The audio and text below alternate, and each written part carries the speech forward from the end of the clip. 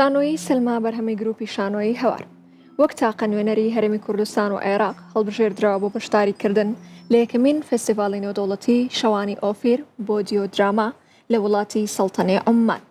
ئەم بەرهەمە دواشەبڕکێیەکی بەهێز لەگەڵ 63 کاری شانۆیی جیهانی توانی ببێتە یەکێک لەو حەوت نمایشە سەرەکیەی کە لە شاری سەڵاڵە ڕکابەری لەسەر خەڵاتەکانی فستیڤاڵەکە ئەکەن. شانۆیی سلما لە نووسینی دکتۆر دڵشاد مستەفا و دەرهێنانی نەژاد نەجمە. هەرێک لە خانمە ئەکتەران هەوار فارس و ئۆغێلی ئەمبەرتی فەڕەنسی بە هەردوو زمانی کورد و ئینگلیزی ڕۆڵی تێدا بینن. ناوەڕۆکی نمایشەکە گوزارش لە ئازار و کارەساتەکانی گەلی کوور دەکات. بەتایبەت دۆستیەکانی ئەنفال و هەڵەبجا بڕیارە ڕۆژی شەممە تیمی شانۆییەکە لە فڕۆکەخانەی نێودەوڵەتی هەولێرەوە بەرەو عومان بەڕێ بکەون کە پێشتر ئەم بەرهەمە لە چەندین فستیڤاڵی ناوخۆیی و نێودەوڵەتی تردا بەشداری کردو و دەیان خەڵاتی بەدەستهێناوە.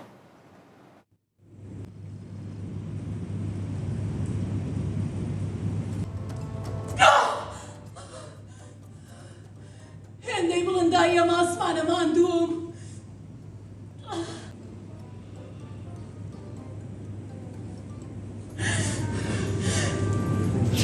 گروپی شانۆی هەوار بە دیۆدرامای سەلما بە زمانی کوردی و ئینگلیزی بە دوو ئەکتەری جیاواز، ئەکتەرێکی فەڕەنسی و ئەکتەرێکی کوردی، ئێمە بەشداریەکەین لە شانشینی عومان لە شاری سەڵاڵە لە فستیڤاڵی ئۆفیری دیۆدراما.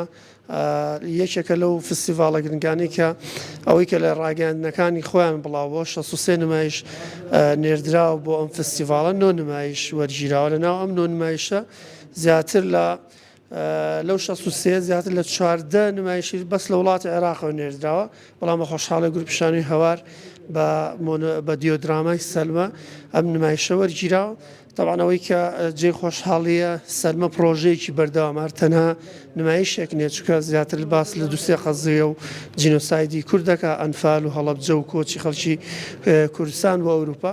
بە خۆشحاڵی ئێمە زۆر سپاسی سپۆنسەرەکانمان دەکەین هەمیشە کە بۆ ئەم ساڵ فیدراسیۆنی جیهانی کورد بە خۆشحاڵیەوە شانۆێنەتەوەی کورد ئەمانە پشتیوانی سەرەکی ئەمن لە کورسادیش هەمیشە لەگەڵمان بوو. ئەگەر لە هەر کونجێکی دنیا بووینە زۆر سپاسیانەکەین بۆ ئەوەی بتوانین لە ڕێی نمایشەکانمانەوە قەزیە و بابەت و چیرۆکەکانی گەلی کورد بە هەموو دنیا بگەینی.